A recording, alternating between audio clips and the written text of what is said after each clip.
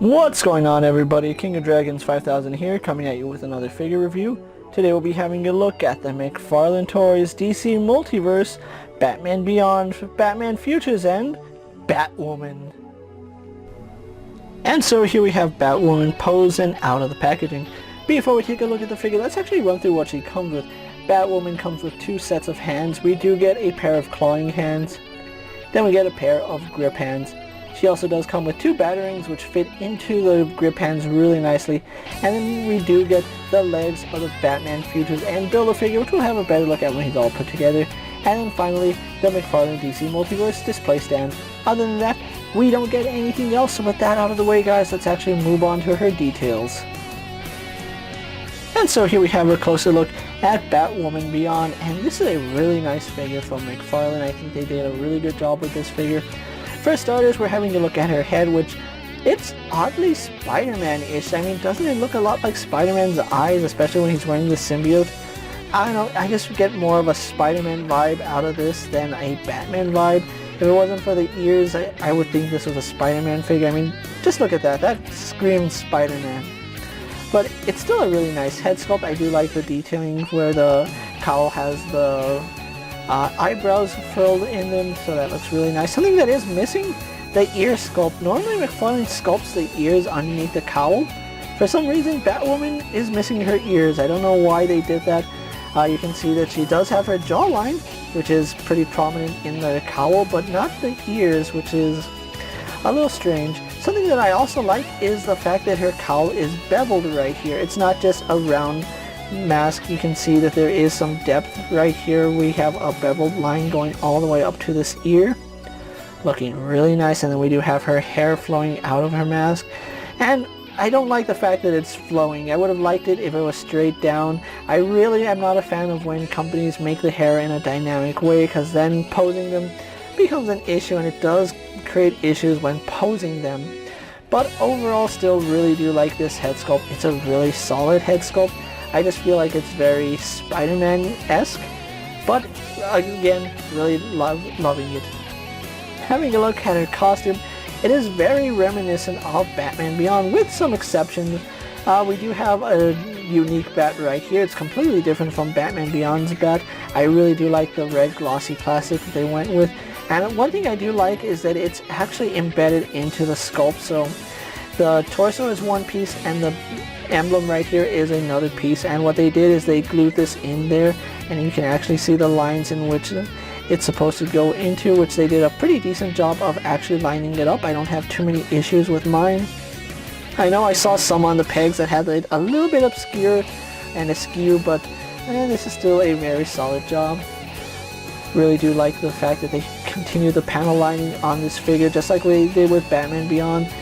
Batwoman here does have some shoulder pads which are sculpted on really nicely, and McFarlane continues to do shoulder pads the right way, sculpting them on the bicep so they do get out of the way, and they are a softer plastic, so they also get out of the way when you articulate them. Really do like that. I think that's one of the better designs for shoulder pads. We do get to my biggest problem with this and Batman Beyond. She comes with the same style of wings. I don't know why they didn't give her wings like Wonder Woman or the Batman Who Laughs. I think those were much better than these. If they were detachable and you could have them any way you want, that would be much better. But having the Enterprise chevron or Starfleet chevron kind of does make this figure seem a little bit toy-esque. I know all these that I haven't looked at are toys, but yeah, it's really obvious that it's meant to be a play feature because it even has the tabs right here, and she has a tab back here. If this was more like the Batman Who Laughs or the Golden Armor Wonder Woman, I think I'd be a little happier about it, but this is kind of a turn off, especially because you had to create this spot where it pegs into, and it's very big. So yeah, that is something to note about this figure. Also different from Batman Beyond is that she actually does have sculpted gauntlets right here. It's not like Batman Beyond where it continues into the suit and then we get two of these spikes. We do get a third one, and you can see some really nice detailing right there on the inside of her gauntlet. I'm pretty sure she uses the same hands as Batman Beyond. If not, they are sculpted very similarly. So that is something I do like, is that if they are using the same hands, the size of Batman Beyond worked for Batwoman, so that's really nice. We have that panel lining continuing down her costume, and one thing I do like is that the bat emblem is a separate piece, so it doesn't attach itself to the bottom abdomen. Now, I do have an issue where we do have some paint rub on it, but it's not that big of a deal. You can just cover that up, no problem, and nobody's going to be any wiser. Belt is really nice. I do like the fact that it's completely different from Batman Beyond's, but it's also very similar as we get almost like this silver utility belt going on, looking really good. We move the wings out of the way. We have the continuation of the belt right there, looking really nice. And again, we have more panel lining throughout her costume. We have some differentiating armor plates. So we have the panel lining on the undersuit, and we have an armor plate on the side right here, and it is raised up, so I do like that small little detail. Going on to her knees, you can see the undersuit. Then we have that thigh guard once again. And then also different from Batman Beyond, she actually has boots. These are sculpted boots and they look nice, to be quite honest. I like the line work in them. They're really, really good. And they also do have this little cup which covers the ball joint, which is something I really do like. Well, I like it and I hate it because it does cover the ball joint, giving a more seamless look. But at the same time, it does limit articulation, so that is something you want to keep into consideration. There's still a softer plastic, but it does hinder articulation a little bit. And one thing I didn't notice about my figure is that her toes are sculpted slightly upwards, and I did try to fix them by just moving them down, but no, her toes are actually sculpted with this little slant in them, and I don't know why they sculpted her feet this way, but it does make standing her a little bit difficult because she can't stay flat-footed because her toes are always pointing up, and that's something I have no idea why they did it, but for some reason they did. So overall, I do like the design of Batwoman here. I just feel like there are some questionable pieces of her design that they should have done differently, but again, I'm still really happy with the figure. So with that out of the way, guys, let's actually have a look at how she compares to other figures you may have in your collection. And so here we have Batwoman posed next to a Marvel Legends Cyclops and a DC Multiverse Superman. Here we have Batwoman posed next to a WWE Elite Scale figure and a Mezco 1/12 Collective Popeye the Sailor Man. Here we have Batwoman posed next to a Lightning Collection White Ranger and a Star Wars Black Series Mandalorian. And finally, here we do have Batwoman posed next to Batman Beyond and Shriek. So with the comparisons out of the way, let's actually move on to her articulation. Now, Batwoman Beyond does have your standard McFarlane articulation. She does have a ball joint in the head, but she can't really look up because of the way her hair comes down. We do get some really impressive head tilt, which is really nice, and then downward movement, no problem. She also does turn left and right, no problem, and the hair is soft enough that it gets out of the way, and it is a separate piece, so do be careful because you might accidentally rip that out of the socket if you're not too careful with it. She does have a ball socket shoulder, so it's a ball joint going into the shoulder, and that does provide some forward and back movement, does pivot up and down, and gives us a slight butterfly joint. She also does hinges out to the side, goes all the way around. Just be careful for the wings, those will get in the way depending on how you have them posed. We do have a bicep swivel, working no problem. We have double bend here at the elbow, giving us more than 90 degrees, and it is a little bit stiff on mine, but once you get it to move, it moves no problem, so really happy about that. She also does have a ball hinge at the wrist, which does go up and down. We can pivot that to the side so it has in and out movement, and of course rotates on that pin. She has a ball joint here at the torso, but it gives us not too much back, surprisingly.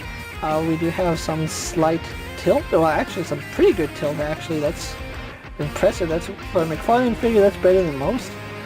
Forward mobility goes to about right there. Backwards mobility actually goes back really far now that I'm working the joint. And again, depending on how you have this, depends on how the wings will react, so do keep that in mind. I wish there was a way that these were removable without having to actually physically warm it up and take it off, but we'll see. We do have rotation right here, and then we also do have rotation at this joint, but it is a little bit stiff on mine, but once you get it to move, it still moves, and again, really nice tilt there. Legs do kick forward, to about right there, giving us really good movement. To the side, no problem. Back, and it doesn't go back because she does work on her glutes a lot. We do have thigh swivel, which works fine. Double bend at the knee, really nice movement there. We do have rotation at the foot, and then a hinge which does go up slightly, goes back, forward facing pin for rocker ankle, and then we have a very generous toe hinge. No idea why the toe hinge is that high up but doesn't lay flat. I just don't understand that. But anyway, with that out of the way, guys, let's actually get Batwoman pose for my final thoughts, and then we'll wrap up this review. And so here we have the McFarlane Toys DC Multiverse, Batman Beyond, Batwoman pose for my final thoughts. That's a lot of bats to go through. But anyway, we do have Batwoman pose for my final thoughts, and overall this is a really impressive figure. I am a really big fan of Batman Beyond, and having characters from the Batman Beyond comic book, it really does bring joy to my face, seeing as how Mattel never ever touched Batman Beyond except for the titular character, which is really sad because Batman Beyond has such a rich history in the DC lore, despite being one of the more relatively newer franchises in their bunch. I still see them going deep into this line, and it's something I want to see them continue outside of the Futures and Batman. I think that's a really key point that McFarlane has to touch on, is the Batman Beyond. Such a really rich gallery of rogues that they can dig into, with such as Blight, which we are going to get, Ink, we get so many interesting characters that we can get. Batwoman here is a fantastic figure, and even though she does have some things that resemble Batman, I still think you need to pick this figure up. I think the accessories she comes with is perfect. The clawing hands look really nice, the grip hands are standard for McFarlane Toys, and the batarangs are accurate to the animated series, so that's something I really do enjoy. Now, the only problem with Batwoman here is that she is a Target exclusive, and unlike Batman Beyond and Shriek, there doesn't seem to be a single release for this figure, and that makes me wonder if McFarlane just didn't make a second version of this character, or if they thought that this character wouldn't sell, because as far as I'm concerned, this is a really solid release by McFarlane, and the fact that they went into the Batman Beyond universe, it shows that they are willing to give this character a chance, and I would love to see a single release, either with a different cowl or even the blue costume. That would look really nice, having a red costume Batwoman and a blue costume Batwoman. But overall, this Batwoman is part of the Futures End series, so you will have to track her down at Target or Target.com. Unfortunately, I missed my pre-order chance online, but luckily, I stumbled onto her when I was getting some bread for food. Seeing her on the shelves, I knew I had to pick her up instantly. I almost passed on her, but I didn't, and I'm glad I didn't, because Batwoman here is such a really good figure. If you can pick her up, definitely add her to your collection, where she'll fit in nicely with Batman Beyond. And of course, that Futures End Batman is looking like a really solid figure, so I'm really looking forward to that. So with that out of the way, guys, don't forget to like this video, leave a comment, subscribe to my channel, go check out all my other action figure reviews, as well as all my other DC Multiverse videos. Hopefully you find them informative. As always, if there's a figure you would like to see me review, let me know down in the comments, and if it fits in my collection, I'll gladly have a look at it. While you're at it, check out my Instagram account for new and exciting action figure photos, and as always, ring that bell to be notified every time I upload a video. Until next time, guys, I'll see you later. Take care, everyone.